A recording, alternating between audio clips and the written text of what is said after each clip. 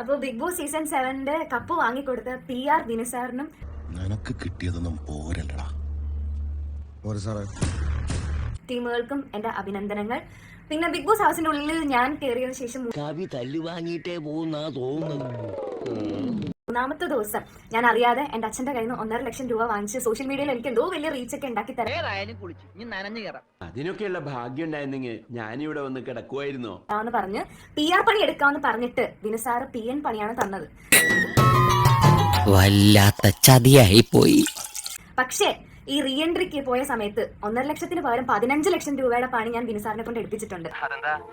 എന്താണോ എടാ റാസ്കൽ, നീ കാരണം എന്റെ ലൈഫ് ഇപ്പൊ തെരുവില്ല, അറിയാമോ? മാരൽ പറയുന്നത് കേട്ടു, അതായത് റീ എൻട്രിക്ക് കയറിയ സമയത്ത് വിന്നറിനെ മോട്ടിവേറ്റ് ചെയ്യണമായിരുന്നു.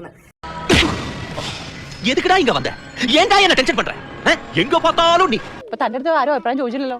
ഇല്ല, അങ്ങനെയൊന്നുമില്ല. അത് കണ്ടിപ്പോ സഹിക്കാൻ പറ്റില്ല, അതുകൊണ്ട് പറഞ്ഞ. പക്ഷേ ഞാൻ മോട്ടിവേറ്റ് അല്ലല്ലോ ചെയ്തത്, അതിന് പകരം ഞാൻ കപ്പ് വാങ്ങിച്ചു കൊടുത്തല്ലോ. അവമാനിക്കരുത്, ഞാൻ നല്ലൊരു കുടുംബത്തിൽ പറഞ്ഞവനാണ്. നീ നല്ല കുടുംബത്തിൽ പറഞ്ഞു, ഞാൻ പിന്നെ മറ്റേ കുടുംബത്തിൽ പറഞ്ഞാണല്ലോ. അഖിൽ മാരാറിനോട് മാരാറ് കൊട്ടിയാൽ മാക്രി അറിയുമായിരിക്കും, പക്ഷെ അഡ്വക്കേറ്റ് ശൈത്യ അറിയത്തില്ല.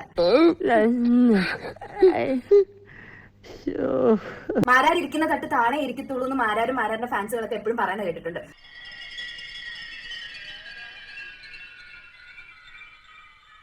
പക്ഷെ ഗെയിമർ തൊപ്പിയുടെ മുമ്പിൽ മാരാറിന്റെ തട്ട് എത്രത്തോളം താണെന്ന് നമ്മൾ എല്ലാവരും കണ്ടതാ.